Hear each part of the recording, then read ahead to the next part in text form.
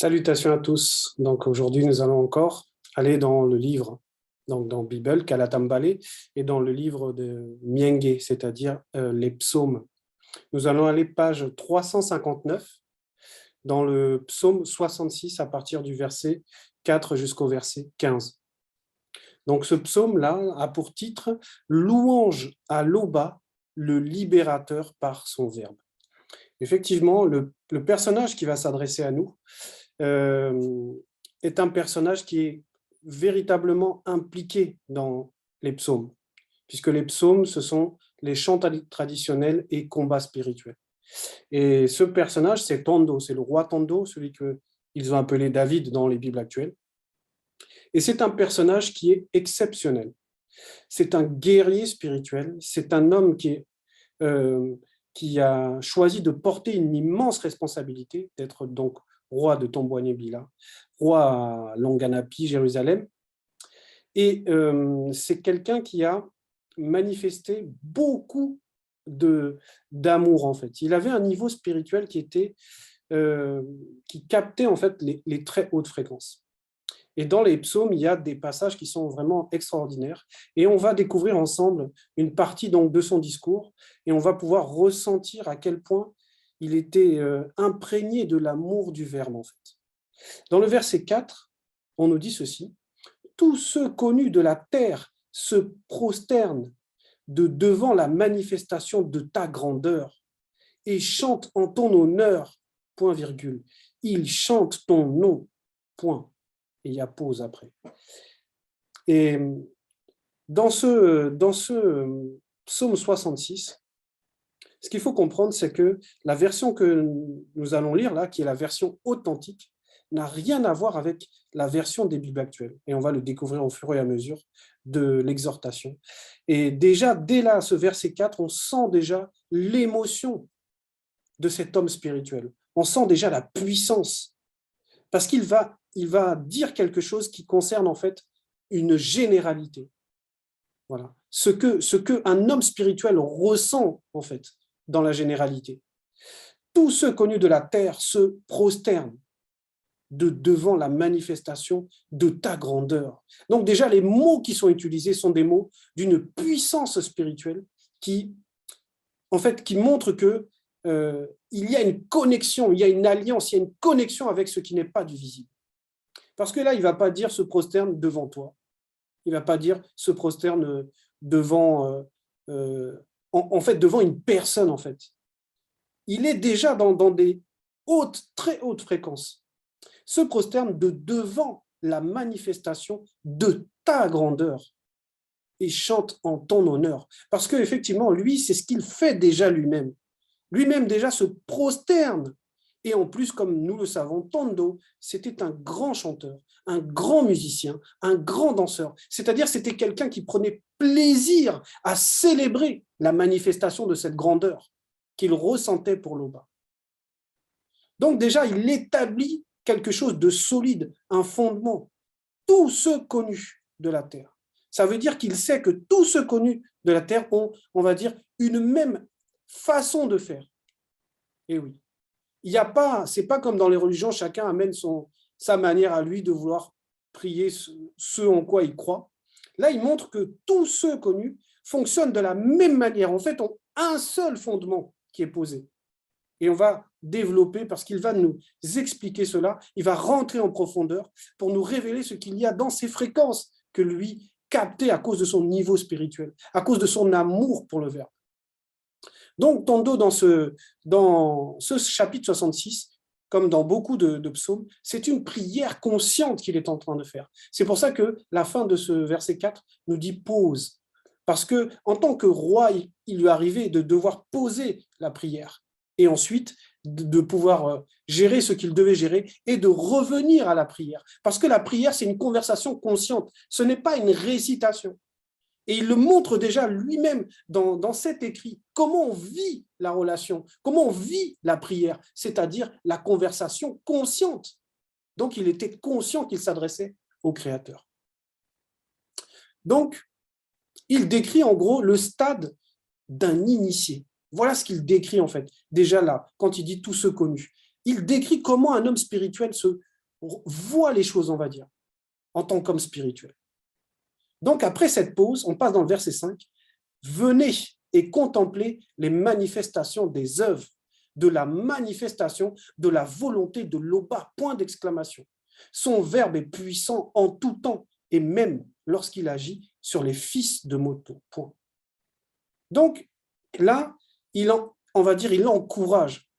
Venez et contemplez les manifestations des œuvres, de la manifestation de la volonté de l'Oba. Donc, c'est déjà tellement bien détaillé dans sa conscience. Il est déjà dans des hautes sphères parce qu'il détaille le cheminement même de lorsqu'on veut contempler ce qui vient du Créateur, on ne va pas directement au Créateur comme dans beaucoup dans les versions des Bibles actuelles, où ces soi-disant personnages des Bibles ont vu face à face le Créateur carrément. Mais lui, il explique que c'est même pas comme ça, qu'on ne peut même pas en fait voir le Créateur parce que le Créateur est au-delà de la création. Et il va donc détailler que c'est d'abord la contemplation qui anime l'homme spirituel et la contemplation de la manifestation, des manifestations, c'est-à-dire du déploiement des œuvres, de la manifestation de la volonté de l'Oba. Donc, on n'atteint pas l'Oba comme ça, ce n'est pas possible, parce que ce n'est pas une créature, c'est le Créateur, unique, véritable, authentique. Et il va nous démontrer même cela. Son verbe est puissant parce que l'Oba lui-même est au-delà de la puissance. Son verbe est puissant en tout temps et même lorsqu'il agit sur les fils de moto. Ça veut dire que déjà, avant même d'aller toucher vers le Créateur, il rétablit en fait quel est le lien entre la créature et le Créateur. C'est son verbe. Et le verbe est au contrôle quand il dit en tout temps et même lorsqu'il agit sur les fils de moto. En fait, le verbe est au contrôle du temps et de l'espace, de toutes les créatures. De toutes les créatures. Mais la spiritualité est une question de race. Voilà pourquoi il va préciser, même lorsqu'il agit sur les fils de moto, qui sont les noirs. Parce qu'il y a un lien déjà. Et ce lien, c'est le verbe. Et c'est le verbe qui est chargé de la réconciliation entre l'homme noir et le Créateur. Oui, parce que c'est le verbe, en fait, qui va faire office de dimension, de connexion entre le spirituel et le charnel. Donc, lui, il est conscient de toutes ces étapes. Il est conscient que, effectivement, la puissance, c'est le verbe. Et que le verbe domine sur tout. Et il va expliquer en quoi, en fait, le verbe agit sur les fils de moto. Si on va dans le verset 6, on va comprendre. Mundima Mimbu, l'entité des saisons, changea le lac en une terre sèche au temps connu des initiés. Donc là, il a parlé du verbe et maintenant il va déployer pour montrer que le verbe agit de différentes manières. Et il y a des entités et que les noirs sont en relation avec les entités. C'est pour ça qu'ici il va préciser, Mundima Mimbu, l'entité des saisons, changea le lac en une terre sèche au temps connu des initiés. Au temps connu des initiés. Ça veut dire au moment où il y avait des initiés. Donc, mais maintenant, c'est quoi pourquoi il va préciser cela? Pourquoi il va montrer que les entités agissent en fait dans le quotidien on va dire, au temps des initiés? Ce genre d'agissement, c'était au temps des initiés. On va aller dans Temusea, c'est dans le livre de Job, Temusea. On va aller chapitre 12, c'est page 284.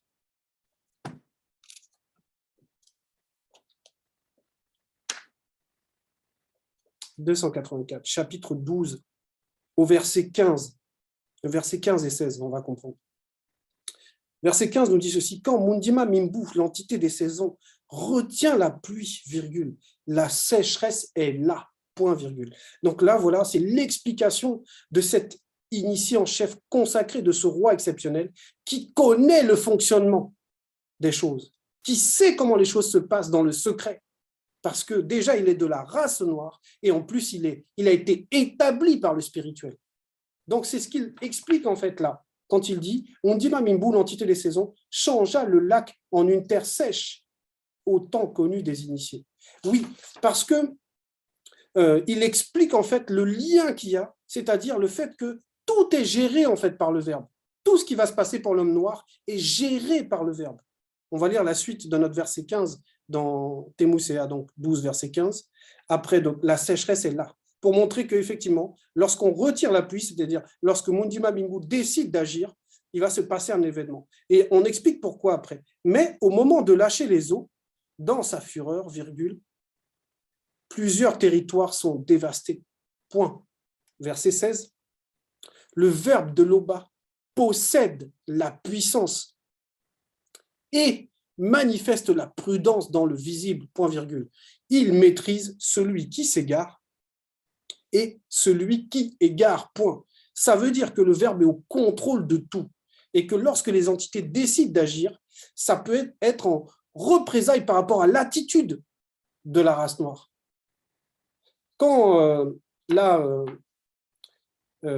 Tando parle dans ce chapitre 66, donc page 359, de l'entité des saisons et de la sécheresse, en fait, de fait que la terre soit sèche, on pourrait prendre l'exemple, par exemple, lorsque Bé, donc le prophète, Élie, Bé de son vrai nom, Bé de Kwese, avait annoncé au roi Mola, qui était en désobéissance par rapport au Verbe, qu'il y allait avoir une période en fait, où la pluie n'allait pas se manifester. Donc ici, c'est un exemple en fait pour montrer que, et à ce moment-là où il y avait le roi Mola, il y avait Bé, il y avait des initiés. Donc c'était pour montrer que le spirituel déjà avait une relation avec les Noirs, puisque le roi Mola, comme Bé lui-même, ce sont des Noirs. Donc ici, dans notre verset 6, depuis on va dire du verset 4 jusqu'au verset 6, en fait, il présente en fait l'importance d'être conscient en fait des enjeux du spirituel par rapport au charnel. De comprendre que c'est le Verbe qui est au contrôle de toutes les réalités, de toutes les dimensions, et que en gros le salut de l'homme noir est lié en fait à sa relation avec le Verbe. Le verset 7 va le confirmer.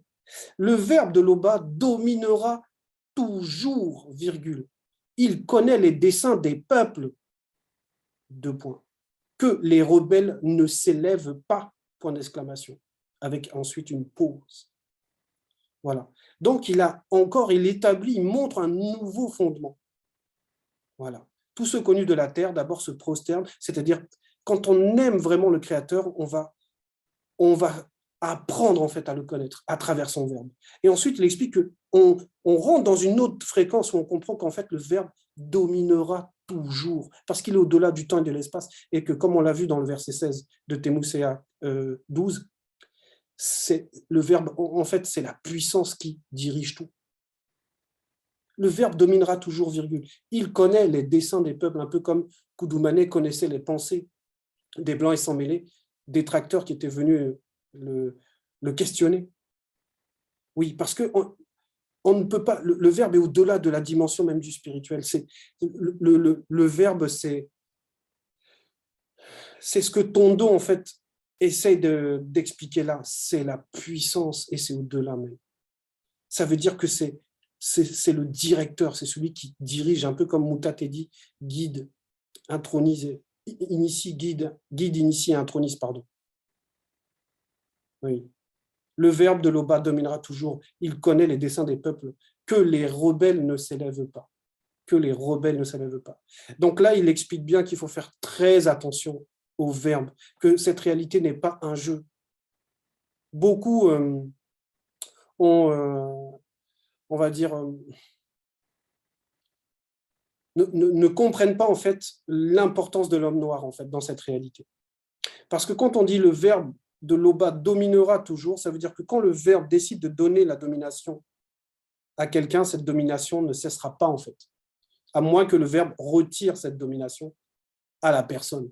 Et Tondo, en tant que roi, était conscient de ce lien-là. C'est pour ça qu'il dit le verbe de l'Oba dominera toujours. Et en même temps, lorsqu'il parle comme ça, il est en train en fait de fortifier d'autres guerriers spirituels. Il est en train de fortifier nos consciences à nous-mêmes à cette époque, puisque le roi Tondo, certes, il a quitté le visible, mais il n'est pas mort. Ça veut dire que ces paroles restent vivantes parce qu'elles sont animées par le verbe.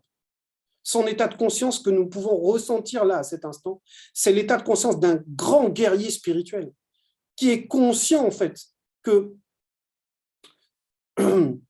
en tant qu'expert en combat spirituel, que la victoire, en fait, ne peut pas échapper à ceux qui sont avec le Verbe. Et on va prendre cet exemple, Béboté 17. Béboté 17. Voilà. Béboté 17, 14, verset 14, c'est page 35. Voilà. Voilà ce qui est dit dans ce passage-là. Les démons et démones livrèrent un combat sans merci contre les initiés, virgule. Certains démons et démones de haut rang espéraient l'emporter. Mais le vainqueur, entre parenthèses, les initiés, était désigné d'avance. Point. Le vainqueur était désigné d'avance. Et il était conscient de cela, Tando, que la victoire ne peut pas échapper à celui qui est soumis au Verbe. Et il prévient que les rebelles ne s'élèvent pas. Il va ouvrir encore dans cette dimension que la victoire appartient en fait à ceux qui sont du Verbe. Il va expliquer, parce que là, bon, il dit dans le verset 8, peuple initié, virgule, honorez toujours l'Oba, virgule, faites retentir sa louange, point, parce qu'il est conscient que la victoire appartient à celui qui est soumis au Verbe. Il est conscient de cela. Et il va dire d'abord peuple initié. Peuple initié, c'est quoi? En fait, là, il est en train de s'adresser en fait aux hommes spirituels, parce que les initiés, ce sont les hommes spirituels. Donc, il est en train de s'adresser en fait aux hommes spirituels. Et quand il s'adresse là aux hommes spirituels, en fait, il leur montre que la célébration, c'est normal, puisque la victoire est pour eux. Donc, honorer toujours l'Oba, faites retentir sa louange, ça veut dire rester dans la célébration, parce que c'est la victoire qui est assurée. Et donc, là, il parle en fait à la dimension, on va dire à nos esprits, en disant peuple initié. Et dans le verset 9, par son verbe, virgule, il a conservé la vie à notre âme, virgule, et il n'a pas permis que notre pied chancelle. Donc, au début, il parlait, donc comme je dis, c'est dans le verset 8, en fait, il s'est adressé à nos esprits. Et là, il a montré à nos esprits en expliquant, par son verbe, il a conservé la vie à notre âme. Et oui, la puissance est venue dans l'esprit et la vie a été conservée pour l'âme. Et il dit bien notre âme parce qu'il s'inclut lui-même dedans. Et ça montre à quel niveau d'humilité Tondo se trouvait. Il avait compris que ce n'est pas de lui-même qui va être sauvé. Ce n'est pas de lui-même qu'il a accompli tout cela. Ce n'est même pas de lui-même qu'il a pu régner de manière magistrale, malgré les attaques, malgré les circonstances qu'il y a eu dans sa vie d'homme et de roi, malgré le nombre d'ennemis qui s'acharnaient sur lui. Par son verbe, virgule, il a conservé la vie à notre âme.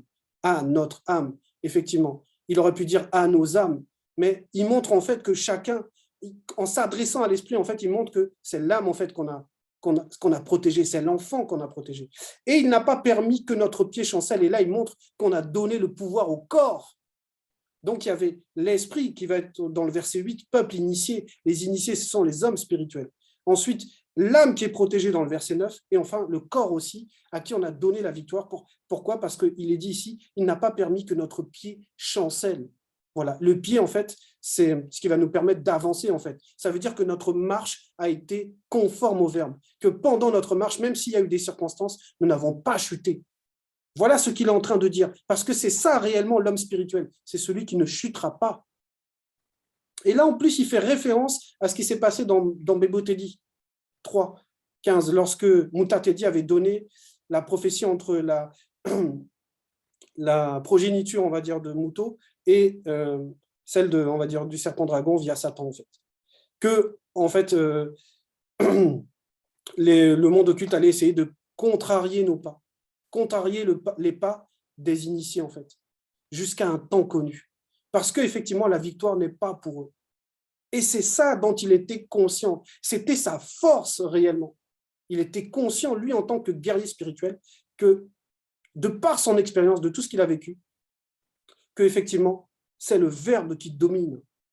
et que nous faisons bien, en fait, d'honorer Loba. Nous faisons bien de suivre les préceptes, les commandements, les enseignements de Zululasan. Nous faisons bien parce que c'est la victoire qui se profile au bout. Et il était, lui, conscient de ça. Et on continue parce que là, c'est vraiment, si vous lisez le chapitre 66 dans une Bible quelconque, vous verrez, ça n'a rien à voir avec la dimension dans laquelle nous pénétrons là, dans ces écrits de Tando. Verset 10, « Car tu ne nous as point éprouvés, virgule, et tu ne nous éprouveras jamais, virgule, oh Loba, point d'exclamation. Tu ne nous as point fait passer au creuset comme l'argent, point. » Donc là encore, c'est la destruction de ce qui est raconté dans ces Bibles mensongères. Et oui, parce que dans toutes ces Bibles mensongères, on a souvent la même chose. Hein. C'est que ce Dieu-là, cette créature-là, met à l'épreuve. Hein. Dans les Bibles actuelles, Abraham a été mis à l'épreuve. Hein. Même les chrétiens disent, ah, oui, en fait, Dieu ne tente pas, mais il éprouve. Comme si, en fait, pour eux, il y avait une différence. Et dans leur délire total, ils expliquent c'est quoi éprouver, en fait. Et ils disent en gros que éprouver, en fait, c'est... alors, c'est quoi? Voilà. Éprouver, c'est pour eux, c'est sonder le cœur de la personne et obliger l'amour de cette personne à se manifester. Non, mais... Donc, déjà, leur Dieu, il a besoin de sonder et en plus, il a besoin d'obliger les gens à manifester leur amour, quoi. Voilà la créature, en fait. Voilà la créature. La créature, ce créateur-là, il est obligé de... Non, mais voilà. Et il met à l'épreuve, quelle que soit la religion. Hein. Le Dieu met à l'épreuve et ils acceptent tout cela. De même que, on le verra juste après, mais voilà, qu'il prend plaisir au sang versé. Et là, Tando détruit cette anti-vérité parce qu'il s'appuie sur un fondement qui est solidement établi, une vérité terrible, de même que le verbe domine, c'est la vérité. Là, il y a un autre fondement. Car tu ne nous as point éprouvés. Donc, ça n'a pas existé dans le passé. Et tu ne nous éprouveras jamais, ô Loba. Donc, ce n'est pas dans le futur non plus que ça va changer. En gros, c'est quoi? C'est que la loi est pour toujours. C'est pour cela qu'on va dire, c'est la vérité, parce que c'est éternel. Il n'y a pas besoin de variation d'elle. Et c'est ce qu'il montre ici, que le fondement sur lequel nous nous basons, les enseignements sur lesquels nous nous basons, c'est du solide. C'est le fondement, c'est ce fondement-là. Et le fondement là, c'est que Loba, le créateur, n'a rien à voir avec le mal. Car tu ne nous as point éprouvé, virgule, et tu ne nous éprouveras jamais, ô Loba, point d'exclamation. Tu ne nous as point fait passer au creuset comme l'argent. En gros, tu nous as pas fait, tu n'as pas cherché à savoir si on valait vraiment ce qu'on vaut. Comme quand on passe l'argent au creuset, c'est pour voir si c'est vraiment de l'argent en fait. Verset 11. Tu ne nous as point amenés dans le filet, virgule. Tu ne nous as point mis sur nos reins un pesant fardeau, point. Voilà. Donc là encore, dans le verset 11, c'est quoi? C'est qu'il montre en fait que la vérité, le verbe ne cherche à piéger personne. Tu ne nous as point amenés dans le filet. Le filet, c'est là où on capture, on va dire, les poissons. En fait, c'est le piège, quoi. Tu ne nous as point mis sur nos reins un pesant fardeau. En fait, tu ne nous as pas fait souffrir. Tu ne prends pas plaisir au mal. Le verbe ne prend pas plaisir au mal. Donc, beaucoup de gens viennent dire, oui, la Kisabé 832, c'est une organisation frauduleuse, qu'on est là pour escroquer les gens. Le verset la montre le contraire. Que ça n'aime pas dans le mal n'a rien à voir avec le verbe de Loba. Le mal n'a rien à voir avec la vérité. Rien du tout. Ça, c'est ce qu'ils ont mis dans les Bibles actuelles, que le Créateur éprouve. Et vous voyez la contradiction. Ils disent que ce Jésus-là, c'est Dieu. Dans le livre de Jacques, on nous dit que Dieu ne peut être tenté par personne. Et dans le livre d'Hébreux, Hébreux 4,15, on dit que Jésus a été tenté en tout point. Non, mais vous voyez le délire, la contradiction, et après vous dites que c'est la même personne. Un coup, il est tenté, un coup, il n'est pas tentable, et vous dites que c'est la même personne. Parce que tout ça, c'est l'anti-vérité, c'est le mensonge. C'est pour cela qu'il y a la contradiction. C'est rempli de contradictions, d'erreurs, que Zulula a déjà démontré depuis plus d'une décennie maintenant. Que les Bibles que les gens lisent, ce n'est pas la vérité. La Bible authentique, elle est là. Voilà. Elle est là, c'est Bible. C'est là où se trouve la vérité. Et Tondo, lui, il est conscient que peu importe ce que les gens vont raconter, l'Oba n'a rien à voir avec le mal, parce que sinon, il ne donne pas la victoire. La victoire, c'est la victoire sur le mal, en fait. Donc, celui c'est comme quelqu'un qui dit qu'il rend les gens purs et il pêche lui-même. Mais il peut pas, il n'a pas la victoire sur le péché, donc il ne peut pas rendre les gens purs. Donc, dans le verset 11, on nous dit ici, effectivement, que le verbe, l'Oba, tout ça n'a rien à voir avec le mal. Et on va comme je disais là, par exemple, pour la sanctification, on va aller écouter Esombe, celui qu'ils appellent Paul de Tarse dans leur fausse Bible. Et il va nous confirmer ce que Tando nous disait ici. Là. On va aller dans Esombe, c'est 41, verset 18. Esombe 41, verset 18. C'est page... Est-ce que je vais noter la page 762. Voilà. Voilà ce qu'il est dit dans ce passage-là. Le verbe de l'Oba est là pour votre sanctification, point. Pas pour vous escroquer, pas pour vous mettre dans des pièges, dans des filets, vous faire ressentir des épreuves, la douleur, pour voir si vous aimez le Créateur. Non, mais le délire des gens.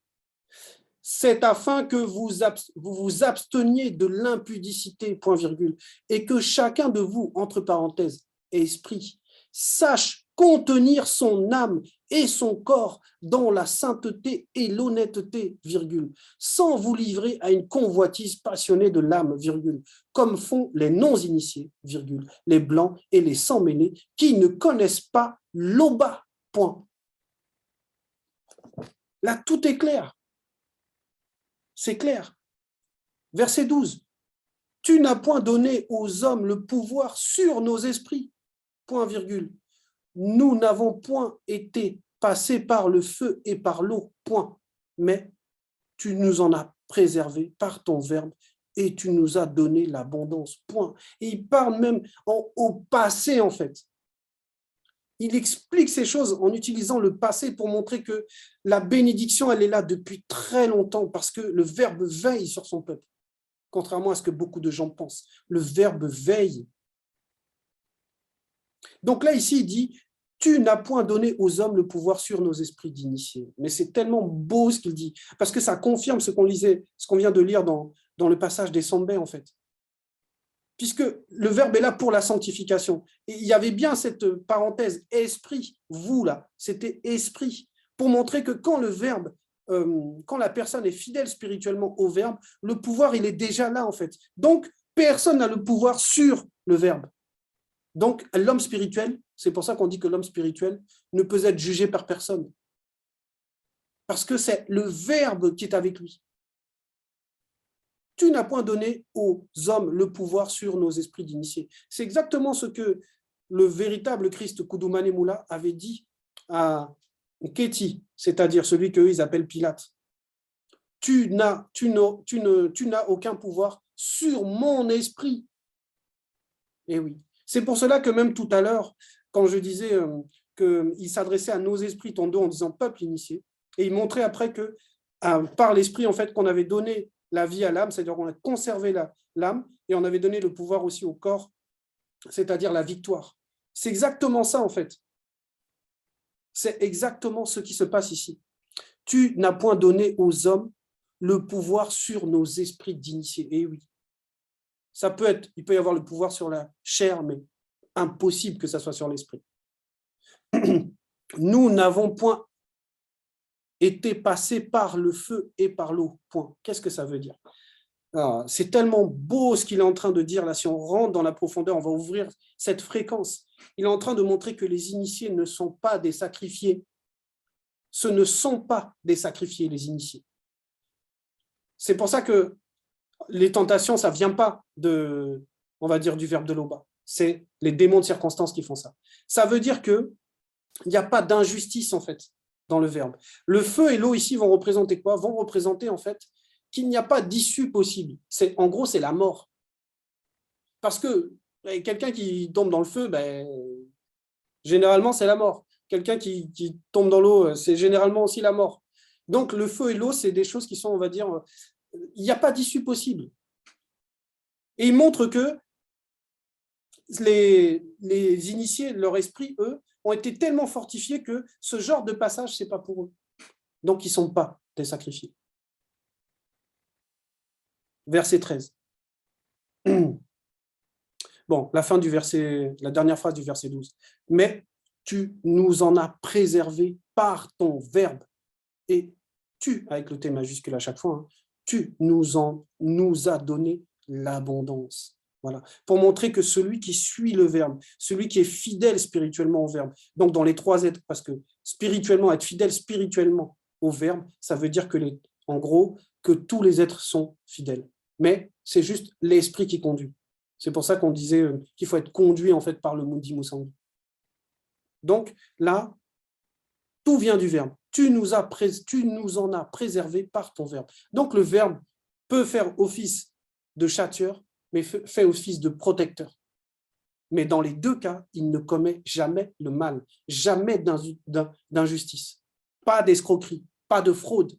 Notre prédication ne se repose ni sur l'erreur, ni sur des motifs impurs, comme ils disent dans leur Bible. C'est ce qu'ils ont pris de la véritable Bible, mais c'est encore plus détaillé dans la véritable. Parce que la spiritualité est une question de race. Expliquer le spirituel, ce n'est pas pour n'importe qui. Verset 13. Je ne me présenterai point en présence de ton verbe avec des holocaustes, virgule, j'accomplirai mes vœux, point. Oh, c'est tellement puissant ce qu'il est en train de montrer là. Et c'est encore une fois, c'est ce qu'ils ont essayé de détourner dans les Bibles actuelles. Là, il explique qu'un autre fondement, que en présence du Verbe, il n'y a pas de sacrifice de choses charnelles. Ce n'est pas possible en fait. Parce que le sacré, en fait, c'est la vie. Donc, on ne va pas tuer un animal pour, on va dire, honorer la vie. Ce n'est pas possible. Je ne me présenterai point en présence de ton Verbe avec des holocaustes. J'accomplirai mes vœux. Ça veut dire qu'il y a ceux qui font les holocaustes, là, ceux qui sont... La plupart des religions, ils ont une fête où il y a un sacrifice quelque part. Et c'est même validé dans les écrits, hein, puisque c'est ce qui s'est passé avec Abel. Abel, dans les Bibles actuelles, a sacrifié des agneaux et l'Éternel a pris cette offrande, a dit que ça lui était agréable. Voilà. Parce que derrière cet Éternel, c'est Satan. Et c'est lui qui prend plaisir au sang versé. Et là, il est en train de montrer que lui, il n'ira jamais, Tando ne fera jamais ce genre de choses. Pourquoi ? Parce qu'il est conscient que ça n'a rien à voir avec le verbe. Et il va dire plutôt, j'accomplirai mes vœux. Ça veut dire qu'il avait des vœux. Déjà, cette phrase-là, c'était un vœu qu'il ne va jamais se présenter en présence, on va dire, du verbe, avec une abomination, avec la mort en disant que c'est pour célébrer la vie. J'accomplirai mes vœux. Ça veut dire que, quand il dit j'accomplirai mes vœux, ça veut dire qu'il s'était engagé à quelque chose. Pourquoi ? Parce qu'il était conscient du rôle, de la position qu'on lui avait confiée. Et qu'il disait là simplement qu'il allait faire le mieux qu'il pouvait pour accomplir sa mission. Ce n'était pas qu'il était en train de promettre que, en gros, qu'il va tout réussir, puisqu'il le disait juste avant, que tout ce qu'il fait, toute sa réussite, elle est liée à la présence du Verbe et à son obéissance au Verbe.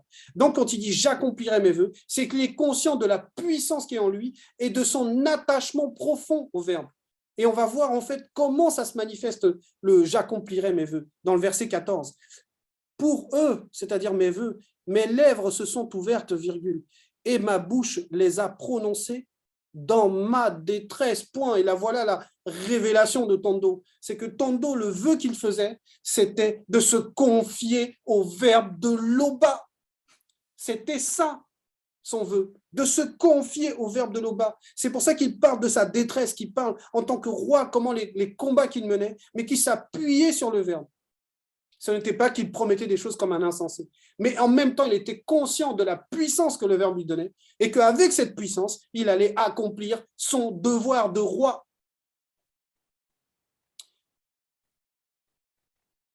Verset 15, le dernier. je ne t'offrirai point de brebis grasses en holocauste, virgule, avec la graisse des béliers, virgule. Je ne sacrifierai point de brebis avec des boucs, point, pause. Voilà, il conclut ce passage-là terriblement bien en disant que il a compris que ce n'est pas par la chair, en fait, qu'on fait l'adoration. Ce n'est pas par des sacrifices d'animaux, ce n'est pas pour ça, en fait. C'est d'accomplir, en fait, ce que le Verbe nous amène à accomplir, c'est-à-dire d'abord la sanctification. Et dans la sanctification, il y a, on va dire, il y a les engagements en fonction de la position de chacun. Et oui, c'est cela en fait. Il a compris que le vrai sacrifice, c'est à l'intérieur de lui, c'est renoncer à tout ce qui peut amener l'impudicité, à tout ce qui fait que l'âme peut conduire à des passions insidieuses. C'est de rester spirituel en tant qu'homme spirituel, de se focaliser sur cette nature merveilleuse de guerrier spirituel, parce que c'est ça un initié, c'est un guerrier spirituel. C'est quelqu'un qui prend le pouvoir et qui prend la victoire parce qu'il sait que rien n'échappe au Verbe lorsque le Verbe décide quelque chose. Donc le message, c'était ça en fait, le message. C'est que l'homme spirituel, c'est un guerrier. C'est un guerrier qui est épris de justice, qui est sensible à, on va dire, à l'amour de la vérité et qui est conscient que personne ne fait le poids face à la vérité. C'était le message. L'Oba est constamment glorifié.